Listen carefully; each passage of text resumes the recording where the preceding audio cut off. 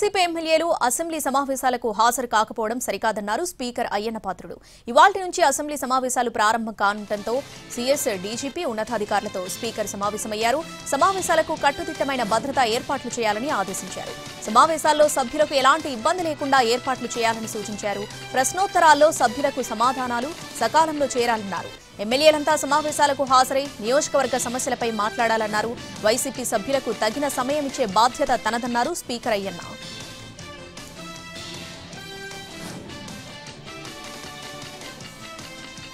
MP Mithun Reddy custody పిటిషన్పై ఈ రోజు ఏసీబీ కోర్టు విచారణ చేయనుంది. లిక్కర్ కేసులో ఎంపీ మిథున్ రెడ్డిని కస్టడీకి కోర్టు సిట్ పిటిషన్ దాఖలు చేసింది. 5 రోజుల కస్టడీ కోరుతూ ఏసీబీ కోర్టులో పిటిషన్ వేశారు సిట్ అధికారులు. లిక్కర్ కేసులో రిమాండ్ ఖైదీగా రాజమండ్రి సెంట్రల్ జైల్లో ఉన్నారు మిథున్ రెడ్డి.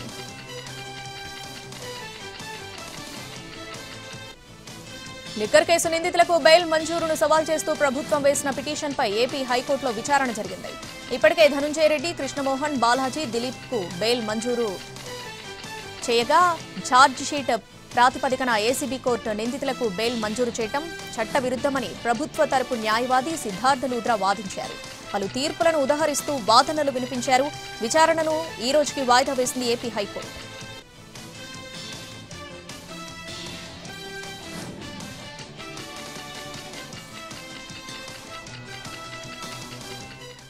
న్యూస్ తెలంగాణ విద్యాశాఖకు సంబంధించి సీఎం రేవంత్ రెడ్డి కీలక నిర్ణయం తీసుకున్నారు.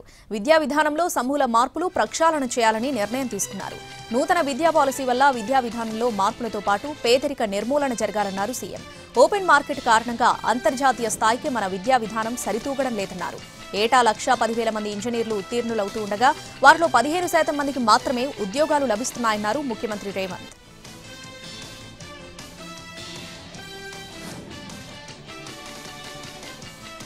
రాష్ట్రానికి రావాల్సిన నీటి వాటాల్లో ఒక్క చుక్క కూడా వదులుకోమన్నారు సీఎం రేవంత్ రెడ్డి.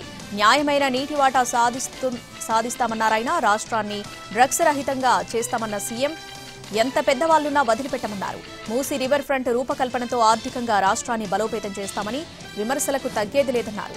2047 నాటికి తెలంగాణను $3 ట్రిలియన్ ఎకనామీ సాధించే దిశగా ముందుకెళ్తున్నామన్నారు ముఖ్యమంత్రి రేవంత్ రెడ్డి.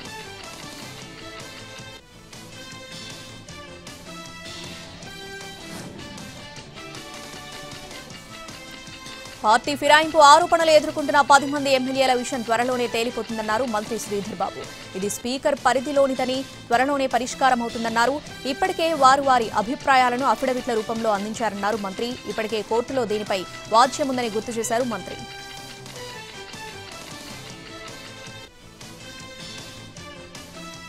తెలంగాణలో యథావిధిగా ఆరోగ్యశ్రీ సేవలు కొనసాగుతున్నాయి. ప్రైవేట్, కార్పొరేట్ ఆసుపత్రులు సమ్మెకు దూరంగా ఉన్నాయి. ఆరోగ్యశ్రీ పేషెంట్లకు 87% హాస్పిటళ్లు వైద్య సేవలు అందించగా కేవలం 13% ఆసుపత్రుల్లోనే ఆరోగ్యశ్రీ సేవలు ఆగిపోయాయి. వైద్య సేవలు కొనసాగించాలని మరోసారి ఆయా హాస్పిటళ్లకు విజ్ఞప్తి చేశారు ఆరోగ్యశ్రీ సీఈఓ ఉదయ్ కుమార్. ఆరోగ్యశ్రీ కింద గత 2 వారాలుగా సగటున రోజు 844 సర్జరీలు నమోదవగా నిన్న 799 సర్జరీలు నమోదయ్యాయి. పేషెంట్లకు ఇబ్బంది కలగకుండా ప్రభుత్వ ఆసుపత్రుల్లో కూడా ఏర్పాట్లు చేశారు అధికారులు.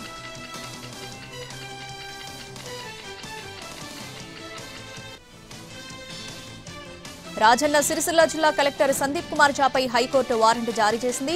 మిట్మానేరు ప్రాజెక్టు నిర్మాణం కారణంగా సొంత ఇంటిని కోల్పోయిన చీర్లవంచ గ్రామానికి చెందిన నిర్వాసితుడు వేల్పుల ఎల్లయ్య పరిహారం కోసం ఎన్నిసార్లు అధికారులను సంప్రదించినా ఫలితం లేకపోయింది. చివరికి న్యాయస్థానాన్ని ఆశ్రయించినా ఆయనకు గత జూన్ నెలలోనే హైకోర్టు అనుకూలంగా తీర్పిచ్చింది. ఎల్లయ్యకు తక్షణమే పరిహారం చెల్లించాలని కోర్టు ఆదేశాలు జారీ చేసింది. అయితే అధికారులు ఈ తీర్పును అమలు చేయకపోవడంతో ఎల్లయ్య మళ్లీ కోర్టును ఆశ్రయించారు. ఇదే సమయంలో పరిహారం చెల్లించకపోవడమే కాకుండా నిన్న జిల్లా కలెక్టర్ స్వయంగా కోర్టుకు హాజరు కాలేదు. దీంతో విచారణ జరిపిన న్యాయమూర్తి కలెక్టర్ సందీప్ కుమార్ ఝాపై నాన్ వేలబుల్ వారెంట్ జారీ చేశారు.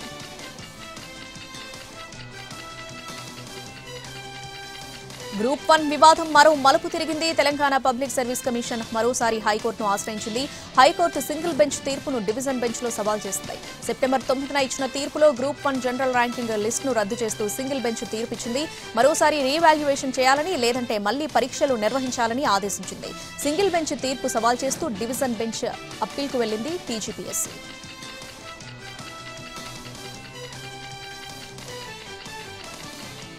ప్రముఖ రియల్ ఎస్టేట్ సంస్థ వాసవి కార్పొరేట్ ఆఫీసులో నిన్న ఉదయం నుంచి ఐటీ సోదాలు జరుగుతున్నాయి. క్యాప్స్ గోల్డ్ కు అనుబంధంగా ఉన్న వాసవి సంస్థలో డైరెక్టర్ గా ఉన్న అభిషేక్ సౌమ్య కంపెనీలో సైతం ఐటీ సోదాలు చేస్తున్నాయి. అభిషేక్ సౌమ్య క్యాప్స్ గోల్డ్ సంస్థలో కూడా డైరెక్టర్లుగా ఉన్నారు. వాసవికి సంబంధించిన 62 కంపెనీల వివరాలపై ఐటీ అధికారులు ఆరా తీస్తున్నారు. హైదరాబాద్ తో పాటు వరంగల్, విజయవాడలోనూ తనిఖీలు నిర్వహిస్తున్నారు. ఐటీ అధికారులు వాసవి గ్రూప్ తో పాటు కలాస జ్యువెలరీ, క్యాప్స్ గోల్డ్ సంస్థల్లో సోదాలు చేస్తున్నారు. చందా శ్రీనివాసరావుతో పాటు చందా అభిషేక్, చందా సుధీర్ నివాసాల్లోనూ అధికారులు దాడులు నిర్వహిస్తున్నారు.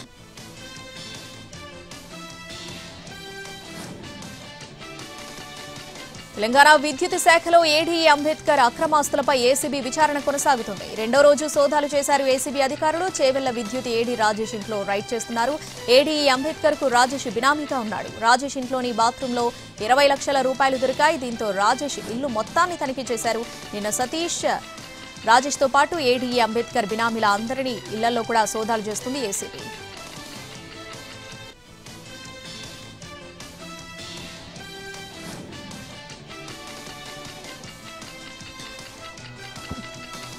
యాదాద్రి జిల్లా నారాయణపురంలో RRR అలైన్మెంట్ మార్చాలంటూ రైతులు చేస్తున్న ఆందోళన తీవ్రతరమవుతుంది. గుడిమల్కాపురంలో భూమి కోల్పోతున్న రైతులు రాస్తారోకో చేశారు.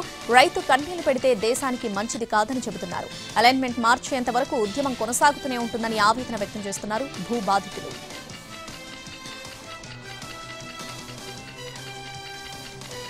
ఉద్యోగాలు ఇచ్చే విధంగా యువత తయారు కావాలన్నారు ఏపీ సీఎం చంద్రబాబు. విశాఖలో నిర్వహించిన గ్లోబల్ క్యాపబిలిటీ సెంటర్ బిజినెస్ సమ్మిట్లో పాల్గొన్న ఆయన ఏ దేశంలో చూసినా భారతీయులు అధిక తలసరి ఆదాయం కలిగి ఉన్నారని చెప్పారు.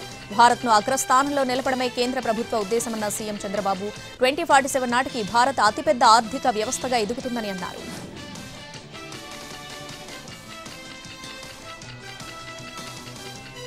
మాజీ మంత్రి జోగి రమేష్ ను అరెస్ట్ చేశారు పోలీసులు. ఎన్టీఆర్ జిల్లా మైలవరం నియోజకవర్గం ఇబ్రహీంపట్నంలో ఉద్రిక్త పరిస్థితుల మధ్య అరెస్ట్ చేసి భవానీపురం పోలీస్ స్టేషన్ కు తరలించారు. పార్టీ శ్రేణులతో కలిసి మూలపాడులో ఉన్న అక్రమ బూడిద డంపింగ్ యార్డ్ పరిశీలనకు వెళ్తున్న సమయంలో పోలీసులు అడ్డుకున్నారు. నాయకులకు పోలీసుల మధ్య తోపులాట జరిగింది. బ్యారికేడ్లు పెట్టి వారిని పోలీసులు నిలువరించారు. కార్యకర్తలు, నాయకులు నెట్టుకుని వెళ్లే ప్రయత్నం చేసినా పోలీసులు వారిని ఎటూ కదలనివ్వలేదు. ఉద్రిక్త పరిస్థితుల మధ్య జోగి రమేష్ ను అరెస్ట్ చేశారు పోలీసులు.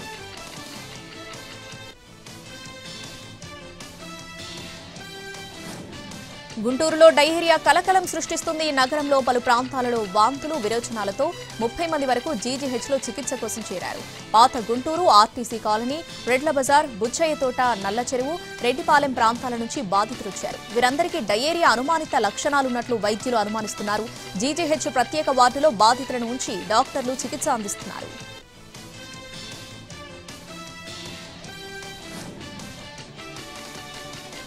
ఏపీలో ఎక్సైజ్ శాఖ మూడోసారి చేసిన ప్రయత్నం కూడా విఫలమైంది. కొత్త బార్ పాలసీపై మద్యం వ్యాపారులు ఆసక్తి చూపకపోవడంతో టార్గెట్ చేరుకోలేకపోయింది. నిన్నటితో ముగిసిన గడువులో రాష్ట్ర వ్యాప్తంగా 428 జనరల్ బార్లు, 4 గీత కులాలు కలిపి 432 బార్లకు నోటిఫికేషన్ జారీ చేశారు. నిన్నటి వరకు 1370 ఎన్రోల్మెంట్లు నమోదయ్యాయి. వాటిలో కేవలం 397 దరఖాస్తులు మాత్రమే సమర్పించబడ్డాయి. వీటిలో 138 బార్లకు 4 దాటిన ఎన్రోల్మెంట్లు, 96 బార్లకు 4 దాటిన ఫైనల్ సబ్మిషన్లు నమోదయ్యాయి. ఇక ఈ రోజు 96 బార్లకు టెండర్లు పిలువనుంది ఎక్సైజ్ శాఖ. మిగిలిన 336 బార్ల కోసం మరోసారి నోటిఫికేషన్ జారీ చేయనుంది.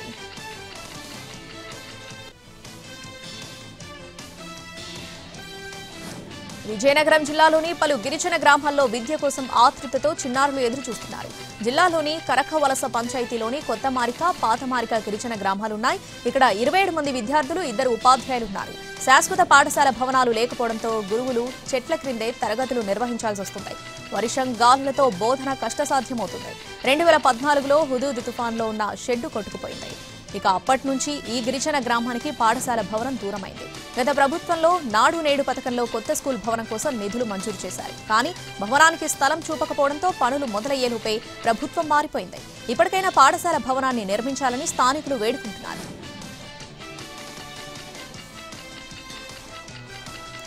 దేవాదాయ భూముల్లో విజయవాడ ఉత్సవ్ నిర్వహణకు ఏపీ హైకోర్టు గ్రీన్ సిగ్నల్ ఇచ్చింది. విజయవాడ ఉత్సవ్ కోసం దేవాదాయ భూముల్లో పనులపై సింగిల్ బెంచ్ ఇచ్చిన ఆదేశాలపై హైకోర్టు డివిజన్ బెంచ్ స్టే ఇచ్చింది. దేవస్థానంలో భూముల ఎగ్జిబిషన్ నిర్వహణను హైకోర్టు సింగిల్ బెంచ్ తప్పుపట్టింది. వాణిజ్యపరంగా ఆ భూమిని వినియోగించవద్దని ఆదేశించింది. అయితే సింగిల్ బెంచ్ ఆదేశాలపై డివిజన్ బెంచ్కు వెళ్లారు నిర్వాహకులు. దీనిపై విచారణ జరిపిన డివిజన్ బెంచ్ దేవాదాయ భూముల్లో విజయవాడ ఉత్సవ్ నిర్వహణకు గ్రీన్ సిగ్నల్ ఇచ్చింది. 56 రోజులకు 45 లక్షల ఆదాయం ఇస్తున్నారని చెప్పింది న్యాయస్థానం.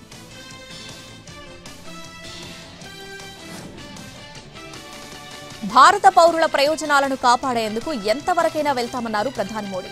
పాక్ ముష్కరులు భారత మహిళల సింధూరం తుడిచారని గుర్తు చేశారు. ఆపరేషన్ సింధూర్తో పాక్కు కోలుకోలేని దెబ్బతీశామన్నారు. అణుబాంబు బెదిరింపులకు భారత్ ఎప్పుడూ భయపడదని స్పష్టం చేశారు. మన ధైర్య సాయుధ దళాలు పాకిస్తాన్ను రెప్పపాటులో ధ్వంసం చేశాయని కొనియాడారు. కాంగ్రెస్ వర్కింగ్ కమిటీ ఈ నెల 24న సమావేశం కానుంది. పాట్నాలో సిడబ్ల్యూసీ సమావేశం జరగనుంది. బీహార్ అసెంబ్లీ ఎన్నికల నేపథ్యంలో పాట్నాలో విస్తృత స్థాయి సమావేశం నిర్వహించాలని కాంగ్రెస్ హైకమాండ్ నిర్ణయించింది. బీహార్లో పార్టీని బలోపేతం చేసే లక్ష్యంతో పార్టీ నేతలు కార్యకర్తల్లో ఆత్మవిశ్వాసం పెంచేలా విధానపరమైన నిర్ణయాలు తీసుకోవాలని కాంగ్రెస్ అగ్రనేతలు భావిస్తున్నారు. ఎన్ని కొనుగోళ్లు పెరిగితే ఉత్పాదకత అంత పెరుగుతుందని కేంద్ర ఆర్థిక మంత్రి నిర్మలా సీతారామన్ అన్నారు. జనం చేతిలో డబ్బుంటే వారి కొనుగోలు శక్తి పెరుగుతుందని అన్నారు. సేల్స్ పెరిగిన కొద్దీ ట్యాక్స్ రేట్ ఇంకా తగ్గే ఆస్కారం ఉందన్నారు. జీఎస్టీ 2.0 ఆటోమొబైల్ ఇండస్ట్రీని షేక్ చేస్తుంది. గణనీయంగా తగ్గిన కార్ల ధరలతో విశాఖలో బుకింగ్స్ ఊపందుకున్నాయి. కంపెనీలు పండుగ డిస్కౌంట్ ఆఫర్లు ప్రకటించడంతో చిన్న కార్లు మార్కెట్ ఊపందుకున్నాయి.